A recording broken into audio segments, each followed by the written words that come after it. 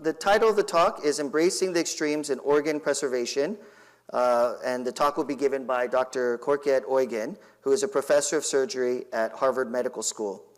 Dr. Uygun graduated as a chemical engineer from Boğaziçi University in Istanbul, Turkey. He did his PhD also in chemical engineering at Wayne State University in Michigan with Dr. Yinlun Huang, and his credits Dr. Huang for teaching him how to look at research as a diversified investment portfolio. In 2006, he joined MGH HMS as a postdoc for training on liver surgery and transplantation. In 2008, he was awarded a prestigious NIH Pathway to Independence Award, very competitive to get, to fund development of metabolic models of the liver to recover unusable organs for transplantation. His career uniquely bridges chemical process systems engineering and transplantation in order to advance biopreservation. He leads a major organ engineering program focused on maximizing donor organ use for the public benefit. His research interests in regenerative medicine span from mitochondrial therapies to clinical trials in liver transplantation.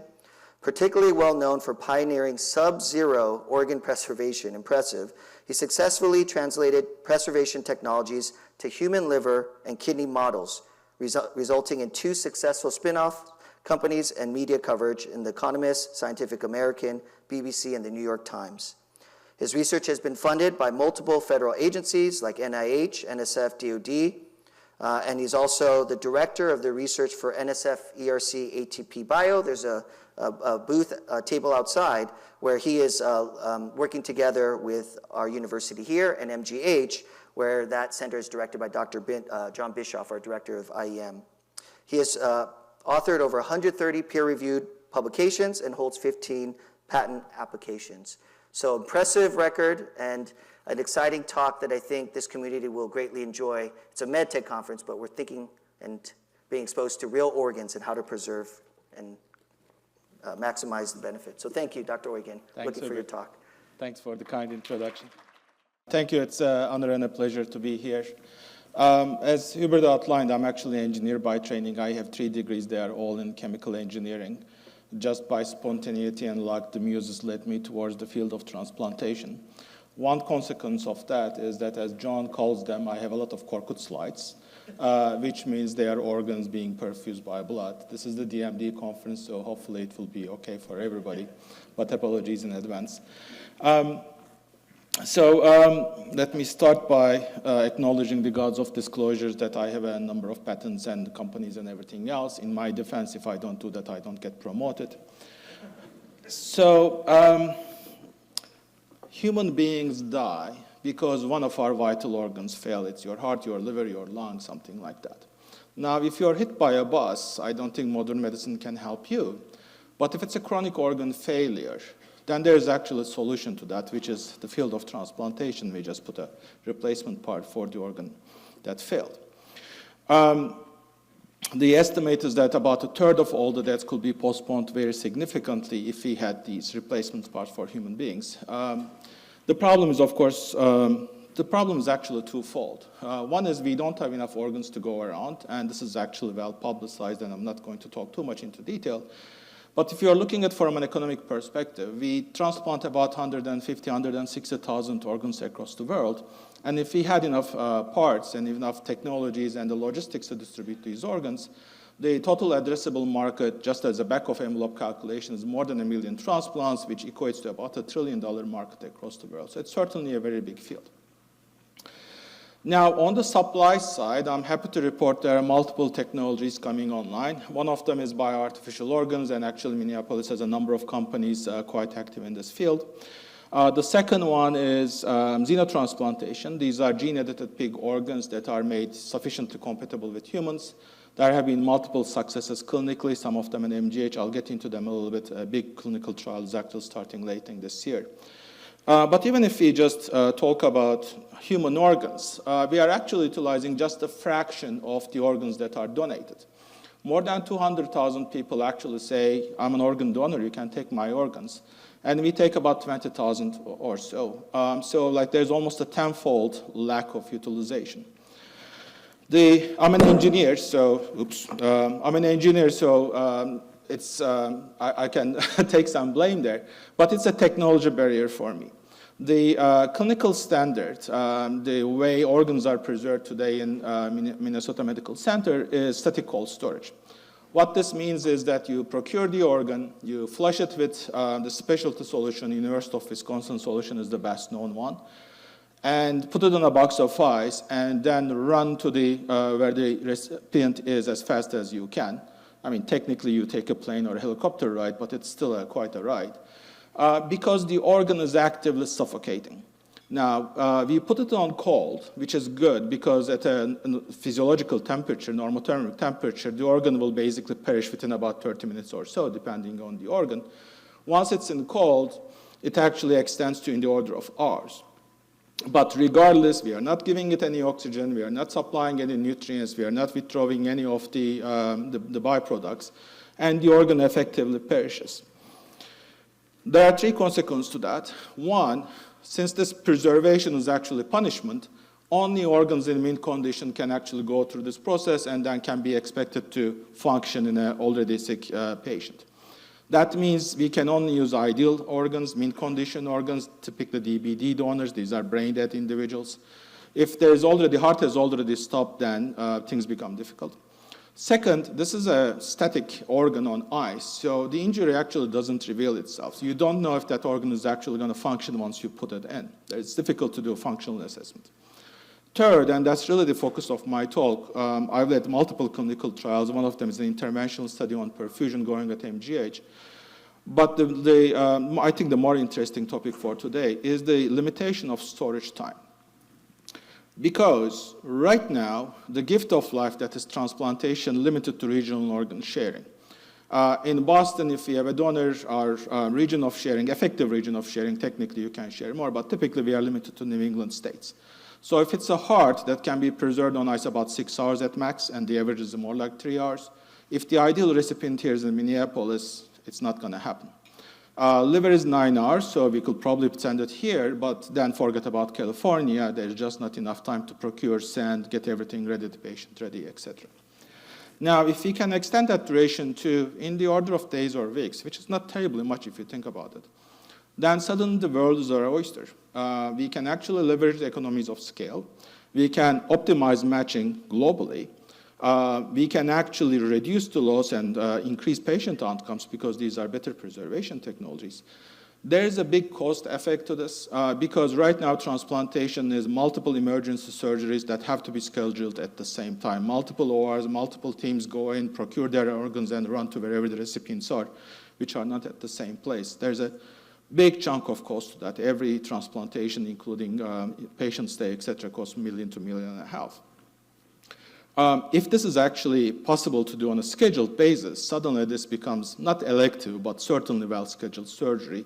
It reduces the burnout. It actually improves the quality of life for our surgeons, which means more surgeons will actually get into the field, which is a barrier. It also enables new technologies to become useful. So, for instance, a good poster child for this is tolerance induction, mixed chimeras-based tolerance induction. This is actually a protocol we do routinely at MGH these days for living donor kidney transplantation. Basically, you transplant the marrow along with the organ to an immune-depleted patient, which means that the patient no longer needs toxic immune suppressions. You don't get risk of cancer, you don't get risk of sepsis or bacterial infections, etc. But it requires about 5 days to prepare the patient. We are talking about 6 to 9 hours to preserve an organ. It's not possible unless it's a living donor kidney. Which brings me to this point, which I think this is a better conference to explain this.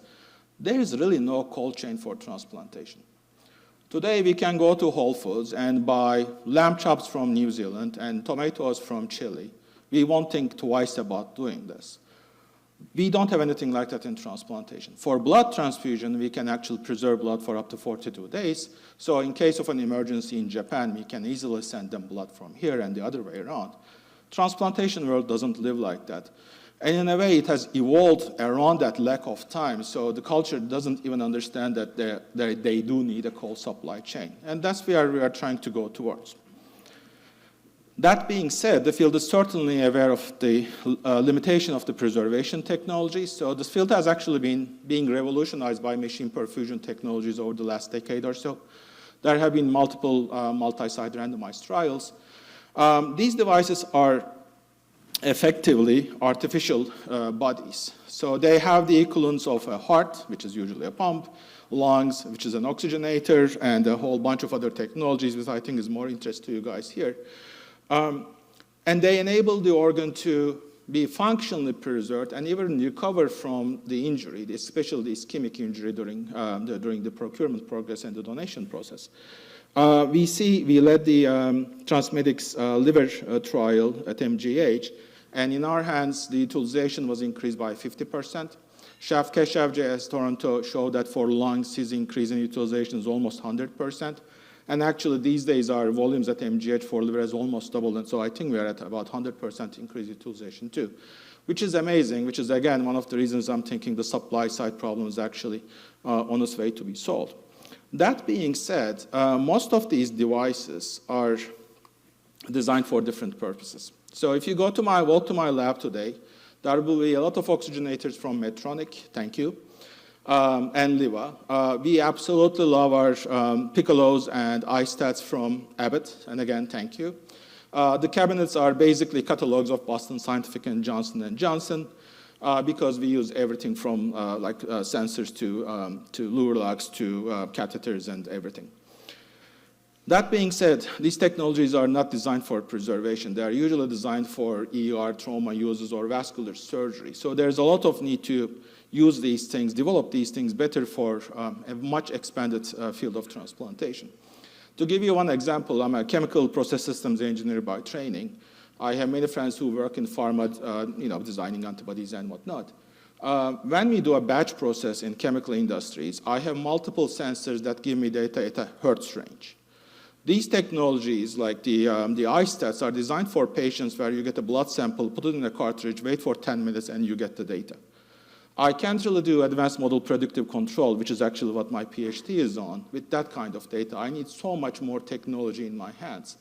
And if you look at these perfusion devices that are really revolutionizing transplantation, they're almost like old Ford cars with a crank mile that, you have to measure things, tell the tech that you need more bicarb in the perfusate, put it in. There's so much more we can do, and that's one of the reasons I'm here to be able to talk with you. But let me get to the science, and we'll get back to the business side of things in a little bit. So back 10 years ago, we started working on machine perfusion as a way to extend preservation. That was obvious. We already had patent applications and everything in the field. So we said, can we use this to extend duration? So we started with a rat liver transplantation model, which we had successfully shown success in. We actually developed our own proprietary machine perfusion protocol, which happens at room temperature, but I'm not going to get into detail too much. So we said, okay, can we use it to extend preservation? Now, in rat livers, we can successfully transplant one-day cold stored livers perfectly. They are rats, things are easier. So we said, let's start with 2 days. The experiment group is 2 days static cold storage in UW, plus machine perfusion, and the control is without the perfusion intervention. So what we see is that at 2 days, without the intervention, our success rate is 50%. This is 3 out of 6 successful transplants long term. But you add perfusion, you get to a perfect success rate, which was great. But there was clearly a limitation at 3 days. And now the field has moved on, and now you can do a few days preservation easily, perfusion easily. But regardless, this limit exists. So I'm a chemical engineer by training, so we said, okay, the perfusion is nice, but can we actually re-engineer the static cold storage aspect? Cold storage works because we reduce the temperature. Every 10 degrees, the metabolism is halved roughly by half. It's the 1/12 rule. So every 10 degrees, you effectively double the preservation time. Now, I mentioned machine perfusion already. Hypothermic storage, cold storage gives you hours. Cryopreservation has been working on vitrification for ages. This is minus 80 degrees to minus 180 degrees, and John Bishop's group actually has made that work, which I'll briefly mention later on. But what we wanted to focus on is this mid-range, this what we call high sub-zero environment, which is minus 4 degrees to minus 25, minus 30 degrees Celsius. And there's a reason for that. nature uses this temperature very effectively on a very daily basis without any second consideration. There are multiple species of animals that use this as a way to survive winter. The poster child here is this cute squirrel. You can probably find them in North Minnesota, certainly in Wisconsin. They can survive minus 30 degrees winters. Their core temperature drops all the way to minus 8 degrees, and they can survive this. There's even a crocodile that can supercool itself to 2 degrees. But one of the typical questions I get here is that, what do you mean supercool? Water is supposed to freeze at 0 degrees. And I am sorry to report that your high school chemistry teacher lied to you. Water does not freeze at 0 degrees. 0 degrees is the melting temperature of ice, beyond which it actually becomes thermodynamically feasible for it to melt. As you see in this beer example, the ice crystallization, actually you can store pure water without any catalytics until minus 20 degrees Celsius, and ice will not form. The reason you see ice in the nature at much higher temperatures is because there are many catalysts in our environment, impurities. One of the best catalysts is actually the water-liquid interface. They force the water molecules align such that it creates an ice nucleus. And then below 0 degrees Celsius, it's actually thermodynamically preferred for that ice to expand. But the actual nucleation does not have to start. So this is actually a very popular high school science exhibit without beer, I hope, certainly with water and soda. But we wanted to see if we can use this. We started with supercooling because it's much more benign. Ice is actually known to be very harmful, which I'll get into in a little bit. So we certainly wanted to use machine perfusion. We already showed its benefit at the end. We also use it as a platform technology to load our cryoprotectants into the organs. Certainly sub-zero temperatures was the whole idea, the hypothesis. In terms of cryoprotectants, these organisms in the nature that can actually survive sub-zero environments have one common trick, and that is increasing their intracellular carbohydrate levels, especially the glucose levels spike up right before cold temperatures start. This is difficult to attain in mammals, certainly humans and rats that are not evolved to be able to handle these temperatures. The key cryoprotectant, there are a few others I won't get into detail. The key one is 3-orthomethyl glucose. This is a glucose derivative with an extra methyl group. It looks enough like glucose that it goes through the transporters easily in hepatocytes and myocytes, etc. But because of that methyl group, hexokinase doesn't work, so it actually accumulates. This is actually commonly used clinic for insulin resistance and glucose uptake studies, so it's actually a well-used product. So we had this basic idea, and we killed a few hundred rats to make it work, which I'll skip in the sake of science. This is what ended up working. We start with the procured liver. We put it with 3-OMG, load it through our machine perfusion protocol. We then flush it with UW plus PEG, which is actually important to stabilize endothelial cells. Put it in our freezer, chiller, take it down to minus 6 degrees Celsius, which was stable and not freezing for rat livers. Store there for up to 4 days, and then slowly warm it up, and then put it back to our machine perfusion. This is what we call the recovery perfusion, and afterwards we transplanted the grafts. So to remind, at 24 hours in our hands, success rate is perfect. At 2 days, it's 50%, beyond which it doesn't work. With supercooling, we got perfect success at 3 days. We could push things to up to 4 days, but again, there was certainly a limit. The success rate is 7 out of 11 in these cases. Now, when we submitted this to Nature Medicine, they said, this is great, but what part of your magic protocol works? So we had to get back and actually take out one component at a time, and we showed that every individual component is necessary. Perfusion, sub-zero temperatures, cryoprotectants, you need all of the three. Which actually gets back to my point. These technologies are wonderful and magical, but they have a lot of technology that get into it. It keeps adding on. So looking at the survivors versus non-survivors for the 4-day grafts, which we'll use as an indicator in a little bit, one obvious thing we see is resistance shoots up early on. And at this point, we are fairly sure this is microcapillary endothelial injury. The worse you do, the more easily you see this. And in longer term, you actually see edema and capillary leak because of this too. It's probably as a consequence, the oxygen uptake rate falls down. In survivors, we see great bile production, which is very important to transplant surgeons, although it's not necessarily a predictor.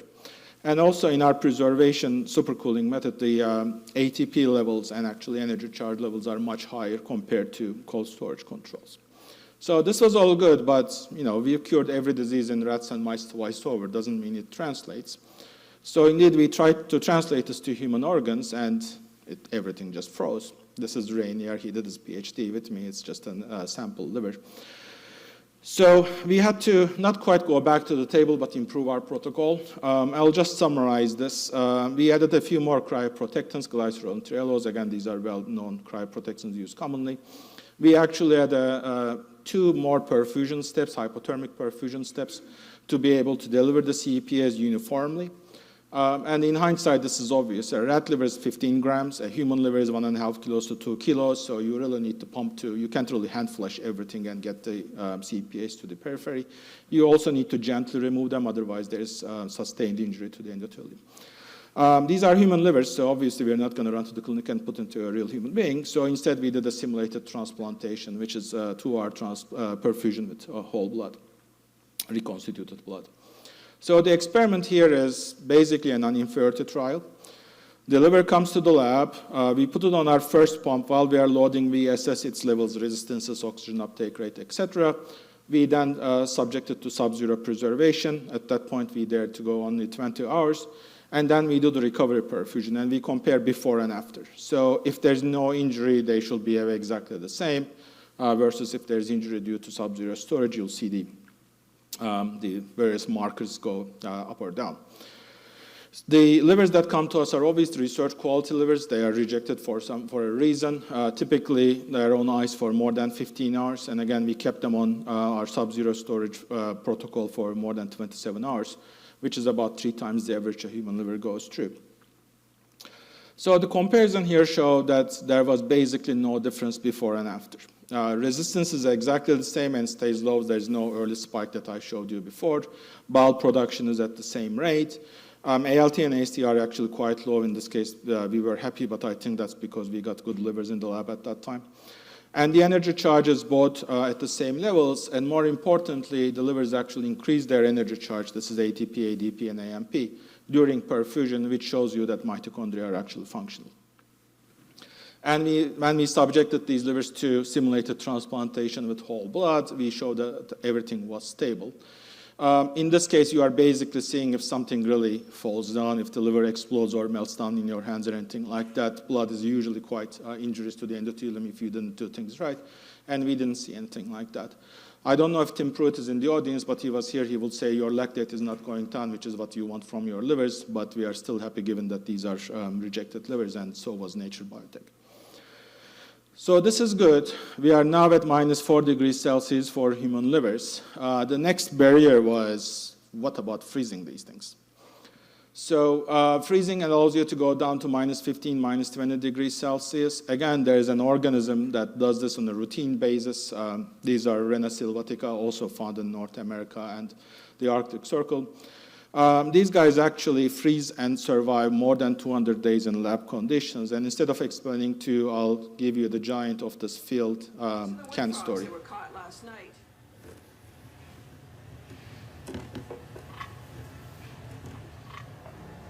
The freezer is set at 8 degrees below freezing, roughly the temperature of the ground in winter. In a matter of hours, they'll be hard as rocks.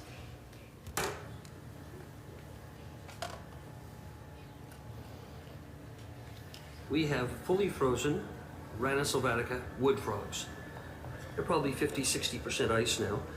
And their hearts are stopped, their brains are flatlined, their limbs can't be moved, they would be broken off.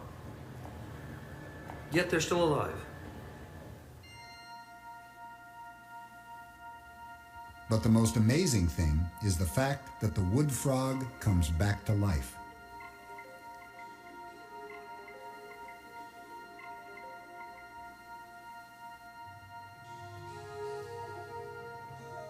This is from the times where TLC stood for the Learning Channel.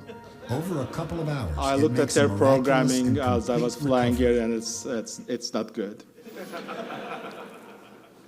So there are a few tricks the frog pulls. One of them is the increased levels of carbohydrate, as I mentioned, which we already had in our supercooling protocol. The other trick is that it can actually control when and where the ice forms in a much more homogeneous and spontaneous way. So what this causes is that the blood in the vessels freeze, actually throws water out of the cells, causing a freezing point depression in the cells, and there is also additional supercooling in the parenchyma. So suddenly you can get to minus 15 degrees Celsius or so in a stable fashion. Again, mammalian organs, most mammalian organs don't have adaptations like this. So what we thought to be able to mimic this is what you guys know as artificial snow. The product is called SnowMax. It's actually a bacterial membrane wall fragment that is the best known ice inducer to man. And it causes ice to form in a much more homogeneous way at around minus 3 degrees Celsius or so. So what the blue curve shows there is that if you let things happen on their own, the ice can form anywhere from minus 5 to minus 15 degrees Celsius at various spots in the organ.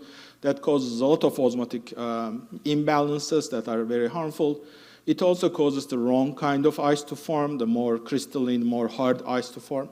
Whereas if you use SnowMax in your system, it actually is much more, it's almost like a direct delta that ice forms at minus 3 degrees Celsius. So we integrated it into our protocol. It's essentially the same with the exception of SnowMax. There are tips and tricks, of course, to load these things without causing injury to the grafts. We froze these livers at minus 15 degrees Celsius.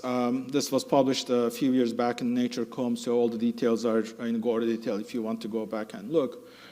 We, at that point, dared to keep livers at minus 15 degrees for up to 5 days, certainly beyond what we had been able to achieve with supercooling.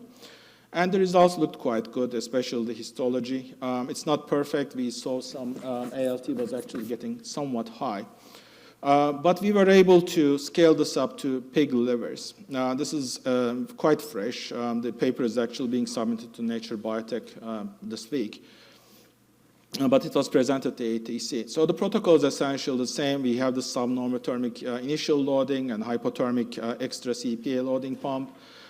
We went up to 10 days with these pig livers, and then there's the 12-step with against SNMP recovery. And again, we did the blood reperfusion to test. I'll show you a quick video to show you how a pig liver looks when it's frozen. This is when it's being placed in the air chiller with the CPAs loaded and everything. And this is it coming out of the chiller 10 days later. And if you see the ice is very soft and you can just break it away with your hand as opposed to one that you need an ice pick to run through, that's actually quite important. The comparison of these grafts, 10 days cold storage is the negative control, fresh is the ideal control. And what we see here is that the SCS is just terrible. Everything is stuck. There's just like blood is everywhere in the graft, and there's no bile production. Energy charge is terrible. Resistance is terrible. Compared to fresh livers, our 10-day frozen livers actually do quite well. Almost everything is identical, including, again, energy charge, resistance, etc. We are not perfect. There's still lactate is not clearing as well as it does. There's still some drop in oxygen uptake. We think there's more things to be done with mitochondria to optimize them too. But it's certainly working quite well. We then scaled up the same thing to human livers. Again, this is a non-inferiority trial, before and after freeze. And once again, we saw that there was no difference before and after despite 10 days of frozen storage, which is kind of a big deal because these human livers are not supposed to be frozen. That's not what they were evolved for. So it was working so great for livers, and a transplant surgeon joined my team, and his specialty is kidney. Alban Longchamp is staying with us at Mass General despite some competitive offers, I'm happy to say. So since kidney is his interest, he said, can we try this for kidney? And the answer was like, sure, why not? So we basically took the same protocol. This is a perfect horizontal translation. This is nothing has changed. It's the ideal, exact same protocol. 10 days worked so well, I'll show you. We pushed things up to a month. And I want to emphasize here, 30 days is just an absurd number for the field of transplantation. It's not 3 hours, it's not 9 hours, it's a month. So these kidneys do quite well in our hands. The fresh livers look pink and supple during perfusion. SCS livers look black and dead after blood perfusion. 10 days work great.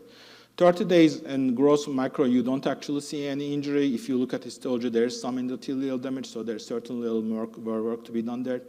But if you look at resistance, if you look at urine and everything else, things look great. Again, I'll come clean here. The 30 days, there's an increased level of urine production, and we think that's microcapillary leak, actually, some media mixing in. So there's certainly work to be done there, but we are very happy. We are so happy that we said, okay, this is time to transplant these kidneys and see if it works. Now, I don't know if Susan Wolf is listening to this, but at the time she connected with me with a science reporter from New York Times, Gina Colata, who was absolutely wonderful. And she was very excited. She first asked, you're talking about cryopreserving organs. Is any of those real? And I told her, I don't know yet, but I'll know soon because we are transplanting one. And that got her really excited. Now, usually with these things, you do all the work, take years to publish your paper on Nature, whatever, and then the reporters come to you. So at that point, you know your technology is working, you're in safe hands, you know what to say. She said, no, that's not interesting to me. What's interesting to me is that this is the first time a human crazy as you is going to try this. It's a frozen kidney, it's a pig, I want to report that. And I'm on the record in this article saying there's a 50-50 chance it's going to work. What she didn't put in the article is that I said there's also a 50% chance the liver will just melt down or explode in our hands, sorry, the kidney. She said that's fine. That's actually, I think, got her more excited. So this is like just some pictures from the lab. We are loading the cryoprotectants. As you can see, the kidney is just like a chunk of ice. And then we do the recovery preservation and put it in. Now, this is the first experiment ever. We only dared to keep the kidney 1 hour. Again, if Tim was here, he will say there are many more things the kidney is supposed to do, and we didn't dare keep it that long. We certainly some microcapillary injury, so there's a few things more to tweak. But we've done this before, so we think we'll get there soon enough. So let me switch back. The last 10 years has seen actually a revolution in cryopreservation of organs. I can't take all the credit. John actually has preserved rat kidneys for a whole 100 days. And these technologies, whether it's supercooling or partial freezing or nano-warming, are certainly coming our way. I need to thank the NSF because they were the original sponsors of a road mapping activity all the way back in 2014, and there was a White House roundtable around this too. I don't know if there will be much of an NSF left in a few weeks, but they were great. They particularly funded the largest cryopreservation grant ever. This is ATP Bio. Again, John Bishop is the director. Dan Chan is our chief innovation officer. I serve as the director of research. This is a six research institute effort. It's a 10-year, $52 million grant. ATP Bio stands for Advanced Technologies for Preservation of Biological Systems. So it's not just organs that we work on, cell therapies, organoids, islets, coral reefs, infectious organisms, so we can do malaria research around the clock. We work on all of these things. At the time we were developing these cryopreservation technologies, our friends, in particular in my case, my friends across the street at the MGH Transplant Center, working on xenotransplantation. Again, these are gene-edited pigs with up to 60 gene edits, with the PERV virus knocked off and another 10 genes varied, so that the organs are actually compatible with humans. This was actually interesting, like a ride, because 10 years ago, people said xenotransplantation will never work. If you get to the transplant conferences, nobody will attend those sessions. Then a few years ago, the clinical studies actually started working. Early last year, we did the first successful kidney transplantation in humans. New York followed up with 2 more. We did the last one early this year, and that patient is actually still walking around with his kidney, and everything is working fine, I'm happy to report. So certainly these technologies were converging at the same time. So our next grant application, again with many friends as collaborators from University of Minnesota, including John, Susan, Tim, and others, is to combine these technologies. The grant is called an NSF Regional Innovation Engine. This is a 10-year, $160 million grant. The goal is to actually build organ cryobanking centers so that we can preserve these organs, probably 2 or 3 across the state, so there's some redundancy in the system. and export them across the world. We want the United States to be the center of this new exciting industry. Transplantation science started in the US, and we want to keep the edge. But let me get back to our conference. Preservation is a platform technology in my mind, and it has a variety of applications. I talked about xeno and human organs, but it can also be used for tissue-engineered organs. Many of the technologies are directly applicable to cell therapies, or organoid therapies, and everything else. They can be used as drug discovery mechanisms because you can keep an organ ex vivo and manipulate it and see if a drug affects, and there are actually startup companies in our ecosystem at ATP Bio and Next. You can also do very interesting additional things like therapeutics or gene manipulation. We actually have some success. I won't have time to get into it today. But actually genetically and editing the organs on the palm so they can actually self-report injury or rejection. And the next technology is to actually make them release their own therapeutics so they can locally cure rejection without a systemic need for anti-inflammatories. I certainly talked about their use for supply chain management for preservation, but again, these technologies are med tech technologies. I have a lot of oxygenators, a lot of pumps, a lot of sensors, a lot of diagnostics getting into these. And I can certainly tell you, both me and all our industrial partners need much more technology. And we don't want to just get what's available off the shelf, but we actually want specific devices custom designed for these particular goals. And because of that reason, we would love to connect with you more. Again, Dan Chan is here, I'm here, John is here at ATP Bio, at IEM. Paul Izo is here, he's been a giant in this field and has worked for years. I remember when I first went into lab, he had this whole wall of Transmedics disposables, and I was very jealous. So we certainly have the expertise here, and we'd love to talk with you more and collaborate with you more. Transplantation is the gift of life. What we want to achieve is to bestow it with the gift of time. But this is not the first time we are actually doing these things. Back in the late 1700s, there were actually companies in the US that would carve ice from frozen lakes and export them as far as India. The left picture is actually an engraving memorializing one particular shipment from Walden Pond in Cambridge, Mass. I used to take my daughter for walks there when she was a toddler. For more than a century, this is how we preserved food. We will ship that chunks of ice, put in those ice boxes, and that's how food will stay cold and be edible for multiple days. And of course, eventually we developed refrigeration technology, so today we have meetings in these air-conditioned environments, and we don't even think twice about it.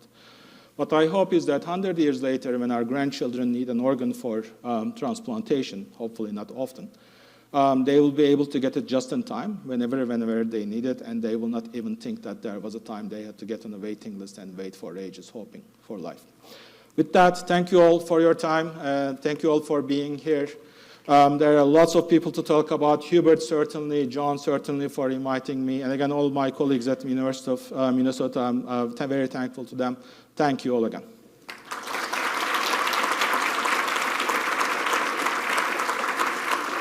Thank you. So wonderful talk, Dr. Uygun. I think the community here can see that there's a lot of, that mic is on. There's a lot of opportunities. I mean, I know this is a MedTech conference, but when you think about, even our own natural tissue, our organs, the ability to leverage technology to enhance that and, consider these new opportunities. And so I thought it'd be great for you to share that. So thank you. We have quite a bit of time for questions. So we have mics that can go around if anybody wants to start off here in the audience. And while we wait, okay, go ahead if you want to go, John. I was going to ask one, but I'll ask one after you. Great. Thank you, Korkut. Very nice. Seeing it all laid out like that was great, even though I know part of the story, of course. Can you talk a little bit about clinical translation if you're actually using bacteria, for instance? Is that going to pose an issue in terms of, doing things GMP or, if you're using Pseudomonas, et cetera? So that's a good question. Most of the CPAs we use are in common use, not for this transplantation purpose, but certainly clinically they are well used and tolerated. There are decades of experience with them. SNOMAX is not for clinical use as far as I know, but you and I have both ingested it because we were on ski slopes. So I think as long as we can prove we can get rid of them after perfusion. And again, the perfusion technology helps a lot. You can wash out all the stuff you put in. You just need to show that you do that washout effectively. There are certainly, as you know, a wide variety of these technologies. Some of them use SNOMAX, some of them don't, some of them use other CEPAs, more friendly, less friendly. A few of them actually don't even use any CEPAs, and they just use pressure and volume constriction as an effect as a way to sub-zero organs. So some of them are in discussions with the FDA. So I think they're going to get into clinical studies fairly soon. It's certainly not the easiest thing. Transplantation field is very difficult to get into. It's very expensive.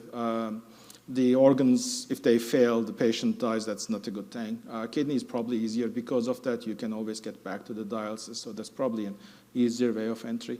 There are also applications like flaps for plastic surgery use that are, again, not life-saving grafts. So that's one reason we go in like hand and face transplantation. I don't get into the slides about that too. It's not going to be a very quick ride, that's for sure. But I think the clinical trials, again, they're already in FDA discussions, and I will start probably, at least one of them is scheduled for, expected to start in late 2026. So I think we'll be there before you know it. Perfusion field started the same way. It was too expensive, it was unnecessary, cold storage was working, and now all of our ORs being just like, they can't buy these things fast enough. Okay, I was going to ask a question. You know, now with the innovations happening with cryopreservation, you're going to have opportunities for more sourcing of places where, you know, these donations, these donors can happen across the world. And then you're also going to have more places that you can do these surgeries.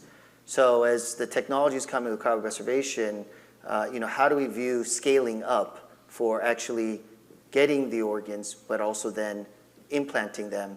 Because now, you know, individuals, the bottleneck no longer is the preservation, it's where they can do it. And if someone is in critical need, they can't fly over to cross country to MGH, right? Yeah. So how do we view that, and where does MedTech, how can MedTech play in that role? So certainly that's a very big market. You're right, it will be much more accessible. As we were developing the next grant, that was actually one of our strong points. These things can now be done because you don't need to worry about timing and sourcing. Key aspect there is actually the workforce. You need everything from transplant nurses to skilled perfusionists and everything else. You certainly need the equipment to be there. But again, the scale is, it's $1 trillion market. The market is certainly there. The demand is certainly there because these are people dying versus not dying. The option is very binary. But there's a lot of infrastructure to be developed to be able to do these things everywhere, even at like more smaller hospitals. We actually had discussions with like countries in Africa who certainly don't have the capabilities to do these things. And how to actually get those things started is very interesting. You want to actually develop business models so these countries can actually get these technologies and develop the expertise. But without actually like unethically using the donor organs that are sourced from those countries, which is a very interesting ethics and law aspect of these things. The funny thing is, in these cases, usually once the technology is there, there's actually enough momentum to push these things through. So hopefully we'll go in that direction as well. Yeah, well, wonderful. Any other questions over there? Yeah, hello, thank you very much. Marcus Reiter from Medtronic. At the end of the day, to make a technology really popular or economically viable, the business model needs to work. And if you compare the investments and the continuous cost of perfusion boxes and perfused organs for transport, or the cryo method, how would you do that analysis of the economic benefit? So the last number I heard was more than 10% of transplant volumes were using the TransMedics pump. And you and I probably know the cost of TransMedics disposables. So that's a lot of economic volume for sure, although their stock is hit because of other reasons right now. The nice thing is the transplant community can be very conservative and can actually reject these technologies. They are now in a very open-minded state that these technologies are coming and making their lives better. So I think this is the perfect time to to capitalize on that opportunity. The device, from a device perspective, perfusion machine does not look very different or operate very different from a cryopreservation machine. You just need that nucleation and additional tow. There's certainly more detailed technology, but from a surgeon's perspective, it will be the box. They come, they tow, they put to transplant. It's not going to be that difficult. The investment was certainly, a lot of investment went to these first-generation perfusion companies, and I'm happy to report they are succeeding both in the US and Europe for sure. So I think again, I'm a scientist, so I'm maybe not the best person to answer this question, but certainly from the demand side, I see my transplant surgeon friends desperately in need for devices. There's certainly an opportunity for like some cheaper devices, but I think that's how diffusion and innovations work in general. Yeah, thank you. Over there. Hi there, Dr. Uygun. Great presentation. Thank you. Derek from RICO. A couple questions. How does the role of the organ procurement organization change kind of in the new future where they're running, preservation as a platform for the OPO itself, and kind of where would cryopreservation occur? Would it be something at the point of care in the hospital, or would it perhaps be more like a regional facility like CAR T therapies in terms of how they're delivering that care? My suspicion is that it will be whatever organ bank with whatever technology we are talking about will have to be run by an OPO like third party. I mean, obviously, UNOS is being reorganized as we speak, so there will be changes there. But the role of OPO will not change. It may cause the OPOs to be more centralized. Instead of 50, we may end up with just a few that run these facilities and share. The really interesting question is what happens with the xeno world, because there I don't really know. There's no longer the donor side of those things, and both from a legal perspective and there's no need to reach out to the donor family anymore. But I think there will still be a need for a third party that makes sure that the checks and balances are met, and the transplant centers don't do unnecessary things. Great. Hi, it was a really great presentation, Rhea from Solventum. You mentioned sensors and how they can help you monitor the longevity, and I also saw resistance measurements in your graphs. Could you elaborate on that a bit, given that how and what sensors would help you prolong that preservation period? So resistance was not a well-known metric, and in fact, in most of the clinical trials, it's not the one that's used. People usually use lactate certainly for liver. And actually, I don't know if that's a good marker. It's just like well accepted by everybody. We ended up with resistance because that's the closest thing we have to a real-time sensor. It's just like you put it in your catheter and you can actually measure. So that's why it's one of the good ones. But again, I'm a chemical engineer. It's kind of ridiculous that I don't have more and better sensors spread all around my organ. I don't see if the graft is well perfused at all. It's just one global metric. I don't know if the periphery is well perfused, or it's just there's some kind of a short circuit through the central and like it's just flowing through. It looks good sometimes. So there's certainly more need. We need better sensors for certainly oxygenation, carbon dioxide, and everything like that. And actually, I have a few colleagues working on that, because that indicates if the mitochondria are working properly. And again, I would like to get information spatially, not just from a global input-output perspective. There are certainly more things we can do. Again, as I mentioned, we are gene editing these organs, so we can get some sensors on more real time. Although that's more intended for post-transplantation, easy marker perspective. Again, I think the technology here is there's a tremendous opportunity, and it's just innovation. You don't necessarily need to discover a wheel from the scratch. We just need to implement these things in these new devices that we'll all need. Any other questions here? Oh, one over there.